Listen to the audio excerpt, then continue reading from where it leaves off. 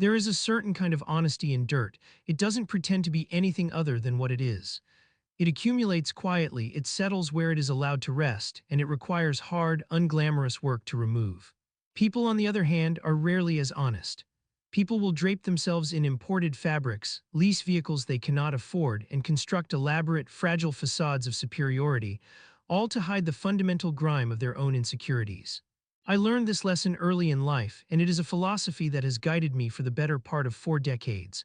My name is Arthur. I am 40 years old, and if you were to pass me on the street, you would not look twice. You would not notice me.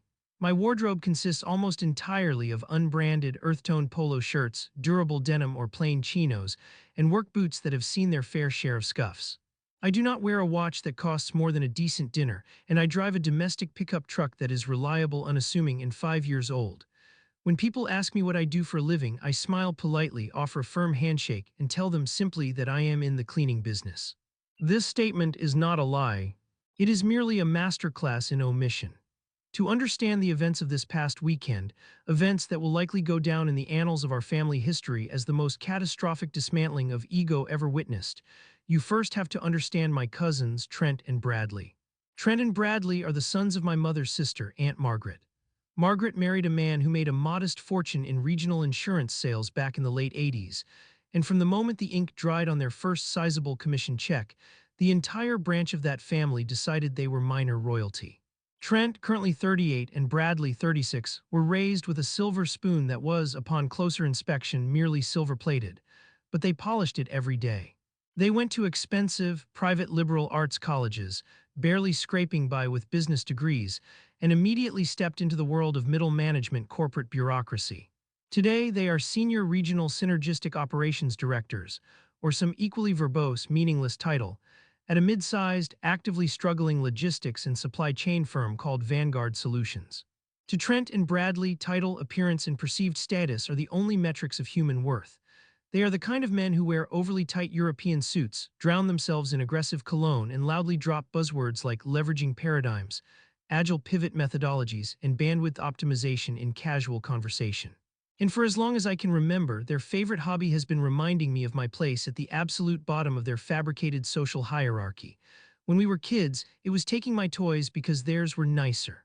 When we were teenagers, it was mocking my part-time job as a dishwasher while their parents bought them brand new sports cars. And as adults, it was a relentless, exhausting campaign of condescension regarding my chosen profession. To them, the cleaning business meant I was a guy pushing a mop bucket down the dim hallways of a forgotten public school. They never bothered to ask for details, and I never felt the compulsion to volunteer them. The stage for our final, explosive collision was set 3 months ago when the heavily embossed, gold-leafed invitations arrived in the mail. The extended family, spanning 4 generations and numbering nearly 150 people, was to gather for a massive reunion. The venue was the Whispering Pines Country Club, an aggressively opulent, incredibly exclusive enclave nestled in the affluent hills outside the city. It was the kind of place that boasted an 18-hole championship golf course, sprawling manicured gardens, Italian marble fountains, and a membership fee that required a second mortgage for the average citizen. Aunt Margaret, desperate to showcase her family's supposed prestige, had somehow managed to pull enough strings to rent out the club's grand emerald ballroom for the occasion. I debated not going. I am a busy man, and my weekends are fiercely guarded sanctuaries of quiet. But my mother, bless her heart, loves her sister despite her insufferable pretension, and she begged me to attend. "Just show your face, Arthur," she had pleaded over the phone. "For me, I know Trent and Bradley are difficult, but they are family." So for my mother, I went. The day of the reunion was unseasonably warm, a brilliant, cloudless Saturday. I dressed in my usual attire. A clean, dark navy polo shirt devoid of any recognizable logo, a pair of well-pressed khaki trousers, and a pair of comfortable leather walking shoes. I drove my truck up the winding, tree-lined avenue leading to the Whispering Pines Country Club.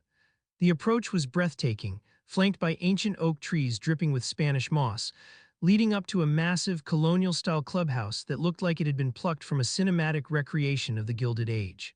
As I pulled up to the main entrance, the valet, a young kid in a crisp white shirt and black vest, hesitated. He looked at the line of Mercedes, BMWs, and Range Rovers idling in the drive, then looked at my dusty pickup. "Delivery entrance is around the back, sir," the kid said, not unkindly, but with the weary tone of someone who assumes he is correcting a lost blue-collar worker. I smiled, handed him the keys, and slipped a crisp $20 bill into his palm. I'm here for the family reunion in the Emerald Ballroom. Please take good care of her. She's got a lot of miles left. The kid's eyes widened at the tip, his demeanor instantly shifting. Yes, sir. Right away, sir. I walked through the massive double mahogany doors into the club's foyer. The air inside smelled of expensive floral arrangements, lemon polish, and old money. The foyer opened into a sweeping corridor adorned with crystal chandeliers and oil portraits of the club's founding members. At the end of the corridor lay the grand Emerald Ballroom, its doors thrown wide open, spilling the sounds of clinking glass and overlapping chatter out into the hall. I stepped into the ballroom, scanning the crowd. It was a sea of pastel suits, cocktail dresses, and forced smiles. Waitstaff in formal attire circulated with silver trays bearing delicate hors d'oeuvres and flutes of champagne. Almost immediately, the radar of the elitist cousin activated. Before I could even locate my mother, I heard the sharp, braying laughter of Trent. Well, well, well, if it isn't the Lord of the Lather, the Duke of the Dustpan. I turned. Trent and Bradley were descending upon me, flanked by their respective wives, who looked equally polished and painfully bored. Trent was wearing a pale pink linen suit that looked desperately out of place, while Bradley sported a tailored navy blazer with brass buttons. They both held Scotch glasses, ice clinking against the crystal. Hello, Trent, Bradley, it's good to see you both, I said evenly, extending a hand. Trent took it limply, looking me up and down with exaggerated disgust. Arthur, Arthur, Arthur, we're at the Whispering Pines, man. You couldn't have swung by a department store and picked up a blazer. Did you come straight from unclogging a toilet? Bradley snorted, taking a sip of his scotch. Come on, Trent, give the guy a break. It's hard to afford high-end tailoring on a minimum wage salary. I'm sure those khakis are the height of fashion down at the municipal supply closet. I like to keep things simple, I replied, my voice calm, refusing to rise to the bait. Clothes are just clothes, it's the man inside them that matters. Oh, spoken like a true glorified janitor, Trent laughed, turning to his wife, who offered a tight, uncomfortable smile. Listen, Artie, if things are tight, Vanguard Solutions is always looking for manual labor in the warehouse. I could probably pull some strings, get you a bump to $15 an hour. Synergize your sweeping skills with our logistics pipeline. I appreciate the offer, Trent, but my cleaning business keeps me remarkably busy. I'm doing just fine. Bradley shook his head, feigning pity. Fine is relative, Arthur. We just crushed our Q3 projections at Vanguard. We're streamlining our core competencies, downsizing the redundant workforce, and maximizing shareholder value. We're swimming with the big fish now. You know how it is in the corporate world. Oh wait, no you don't. You're too busy worrying about which brand of bleach is on sale. They laughed together, a harsh, grating sound that drew the attention of nearby relatives. Aunt Margaret hurried over, draped in a garish floral dress and too much jewelry. Arthur, you made it, she said, offering an air kiss near my cheek. She immediately pulled back and performed the same ocular pat-down her sons had just executed. A flash of disappointment crossed her eyes. Well, you're comfortable, I see. Listen, Arthur, there's been a slight mix-up with the seating arrangements. A mix-up, I asked. Yes, Trent interjected, his eyes gleaming with malicious delight. It turns out the Emerald Ballroom has a strict capacity limit for the main dining floor. And well, considering the VIPs and the senior family members, we had to make some executive reallocations. Aunt Margaret pointed toward the far, darkened corner of the massive room, near the swinging doors that led to the kitchen. Set apart from the beautifully decorated round tables with their towering floral centerpieces and fine china, there was a long, rectangular folding table covered in a cheap paper tablecloth. Around it sat a dozen screaming children under the age of 10. We've set up a lovely station for the kids over there, Aunt Margaret said, trying to sound diplomatic but failing to hide her smugness. And since you don't have a plus one and you're so easygoing, we thought you wouldn't mind chaperoning. You're used to messy situations after all. The insult was not subtle. It was a blatant, calculated humiliation. They were placing a 40-year-old man at the kids' table at a formal family dinner, loudly broadcasting my supposed inferiority to the entire room. I could see my mother across the room. She had just noticed the interaction and was starting to march over, her face flushed with maternal fury. I caught her eye and gave her a subtle, firm shake of my head. Let it play out, my eyes told her, I have this. Of course, Aunt Margaret, I said, offering a serene smile that seemed to momentarily confuse them. I'd be delighted. Children are often much better company than adults anyway. They at least don't pretend to be something they're not. Trent's smirk faltered for a fraction of a second, but he quickly recovered. That's the spirit, Artie. Grab yourself a juice box and try not to get crayons on your polo. It's the only one you've got. I walked over to the kids' table. It was a chaotic war zone of spilled apple juice, mashed potatoes, and flying dinner rolls.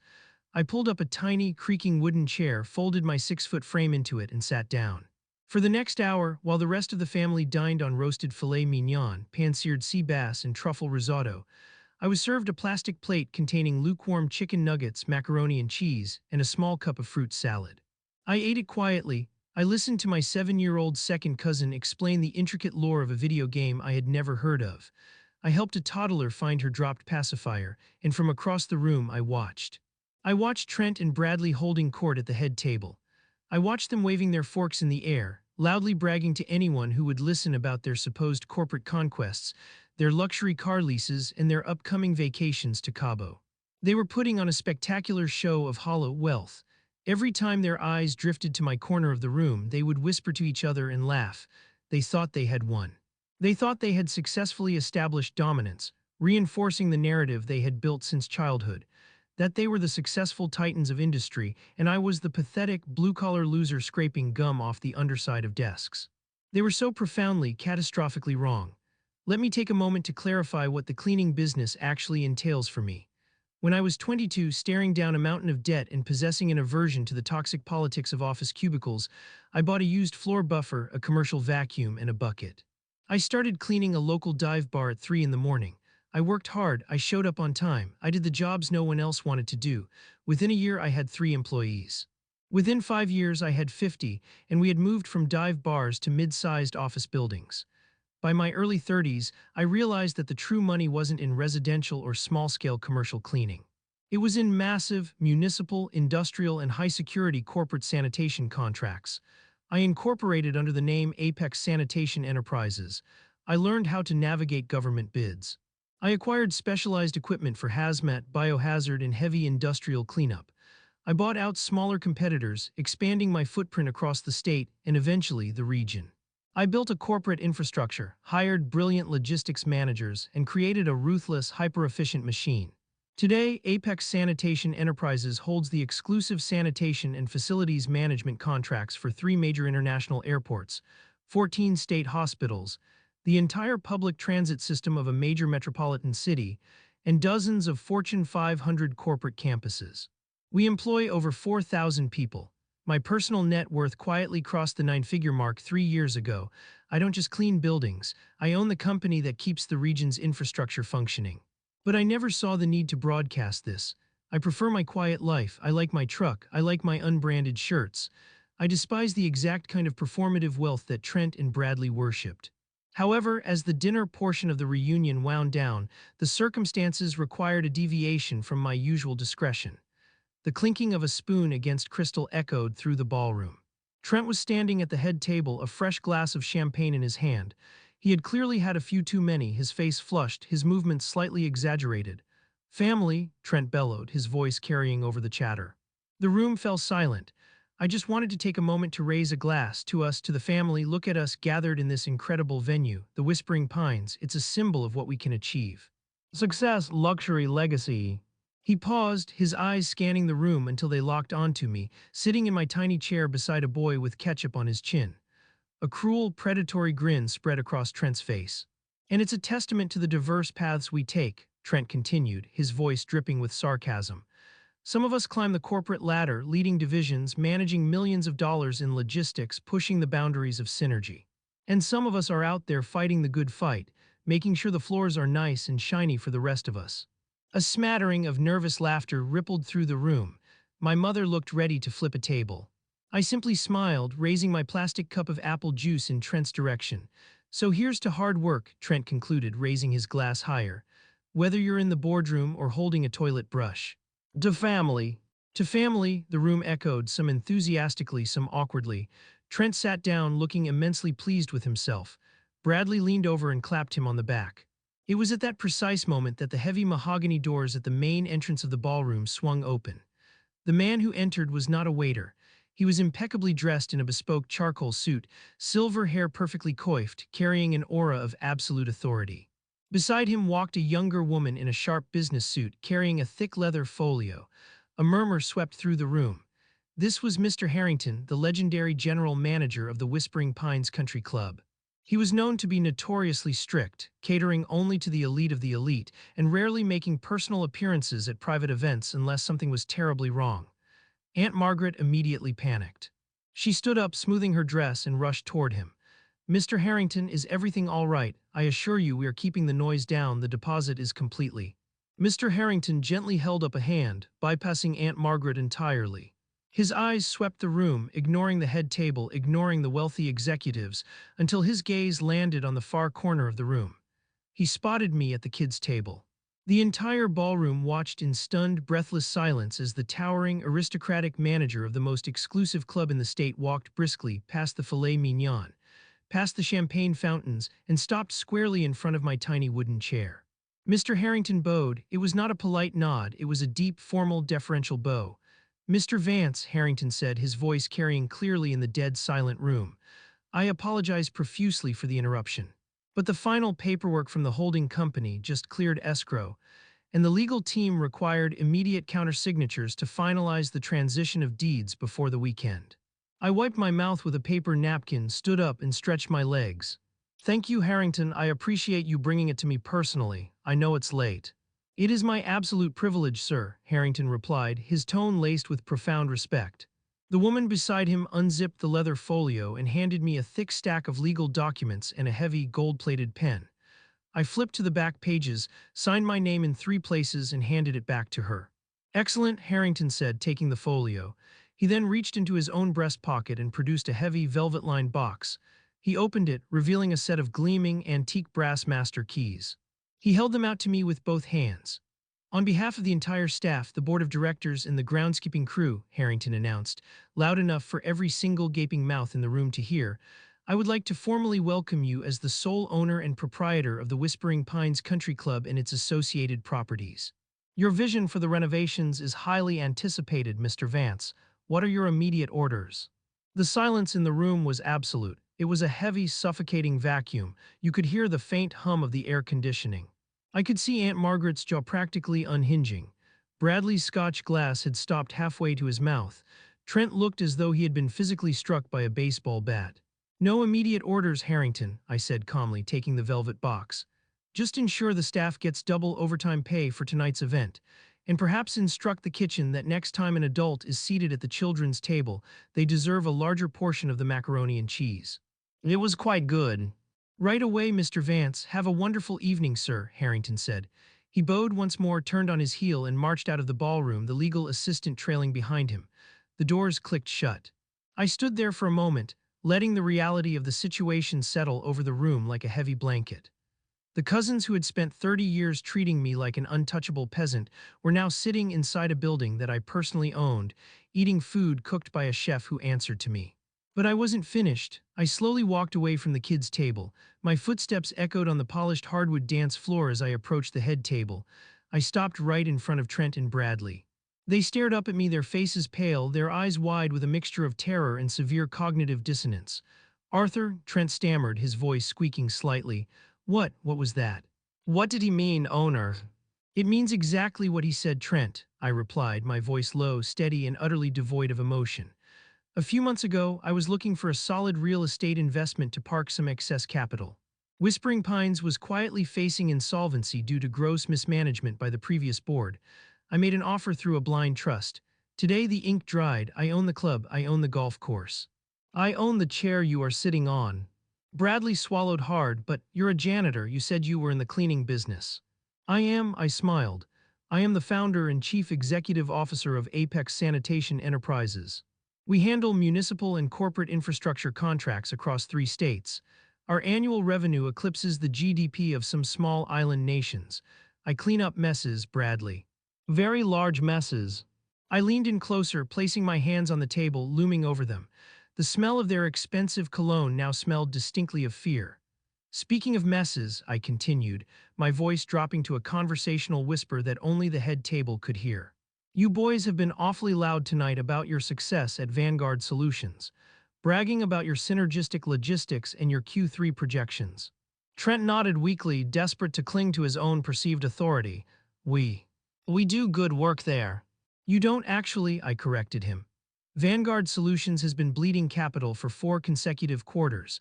Your client retention rate is abysmal, your middle management structure is hopelessly bloated, and your operational inefficiency is practically a case study in corporate incompetence.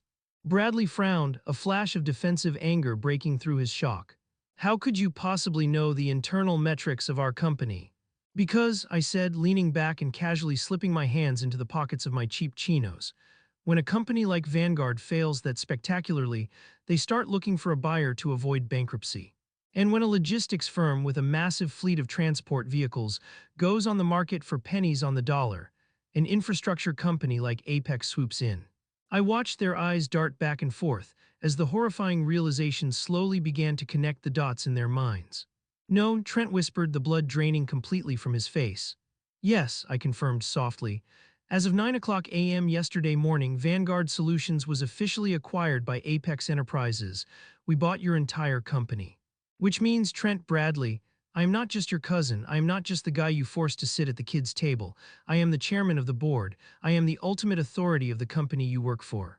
I am your boss. Aunt Margaret let out a faint, distressed gasp and slumped back in her chair, fanning herself aggressively with a cloth napkin. Now, I continued, my tone shifting from familial to brutally professional. As the new owner of Vanguard, my first order of business is restructuring. We are cutting the dead weight. We are eliminating the toxic corporate culture that rewards arrogance and punishes hard work. I have spent the last decade reading the performance reviews, the HR complaints, and the productivity reports of your division. I looked directly into Trent's terrified eyes. You have systematically bullied your subordinates, falsified expense reports for lavish client dinners that were actually personal outings, and fostered a hostile work environment. I shifted my gaze to Bradley. And you have spent more hours playing golf on company time than you have managing your supply chain accounts. Arthur, please, Bradley begged, his voice trembling. We're family, we were just joking around tonight.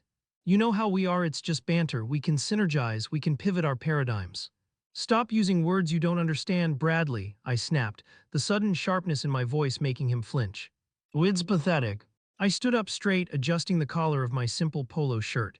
There will be no synergy, there will be no pivoting. Your lack of professional ethics is a liability to my enterprise, and your complete lack of human decency is an insult to this family.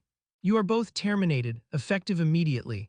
You will not return to the Vanguard offices. Security will pack up your desks and courier your personal belongings to your homes. HR will email you your severance packages, which I assure you are the legal minimum, on Monday morning. Trent looked like he was going to cry. You can't do this, Arthur. I have a mortgage. I have a lease on the BMW. You can't just fire us at a family reunion. I didn't fire you at a family reunion, I said smoothly. I fired you on my property after you attempted to publicly humiliate the man who signs your paychecks.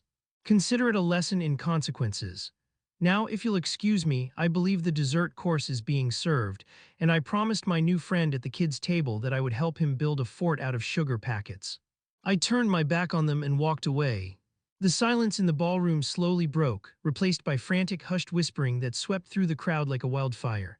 My mother, standing near the dessert cart, caught my eye. She was beaming. She raised her coffee cup to me in a silent toast. I returned to my tiny wooden chair. The 7-year-old handed me a handful of sugar packets. Did you yell at the loud guys? The kid asked, his eyes wide. Something like that, I replied, carefully stacking a pink sweetener packet on top of a white sugar packet. I just had to clean up a little mess. Like I said, it's what I do. The rest of the evening was a masterclass in awkwardness, though entirely one-sided. Trent and Bradley, thoroughly emasculated and newly unemployed, quietly gathered their wives and practically sprinted out the side exit of the ballroom. Aunt Margaret spent the rest of the night aggressively avoiding eye contact with me, suddenly finding the wallpaper patterns incredibly fascinating. Meanwhile, the rest of the family, the aunts, uncles, and cousins who had watched the twins terrorize everyone for years, suddenly found themselves eager to sit near the kids' table. They approached me with a newfound, almost reverent respect. I remained exactly the same, polite, quiet, and unremarkable. I didn't brag, I didn't gloat. I simply drank my apple juice and helped build the sugar packet fort. Monday morning arrived. I drove my dusty 5-year-old pickup truck to the gleaming, glass-fronted skyscraper downtown that served as the headquarters for Apex Enterprises. I took the private elevator to the top floor, stepped into my massive corner office overlooking the city skyline, and poured myself a cup of black coffee from a standard drip machine. My intercom buzzed. It was my executive assistant, Sarah. "Good morning, Mr. Vance. Just confirming the Vanguard Solutions restructuring is underway. HR has transmitted the termination notices to the two senior regional directors as instructed. Security has revoked their badge access." "Thank you, Sarah," I replied, looking out the window at the bustling city below. "Let's move on to the hospital contract renewals. We have real work to do." "Right away, sir." I took a sip of my coffee. It was bitter, strong, and honest. Wealth, I have found, is a strange thing. People believe that money changes you, that it somehow alchemically alters your DNA to make you a different breed of human. But that is a fallacy. Money does not change who you are, it merely acts as a magnifying glass. If you are a kind, generous person, money gives you the tools to be kinder and more generous. And if you are an arrogant, cruel, status-obsessed bully, money simply allows you to broadcast those flaws to a wider audience. Trent and Bradley thought their fancy titles and leased luxury items made them superior. They built their entire identities on the fragile foundation of appearing wealthy, while lacking the character required to sustain it. They looked at a man in a plain shirt and cheap shoes and saw nothing but a target for their own insecurities. They never stopped to consider that true power doesn't need to wear a European suit, and it doesn't need to announce itself. Sometimes true power simply sits quietly at the kids' table, eating chicken nuggets, holding all the keys, and waiting for the perfect moment to clean house.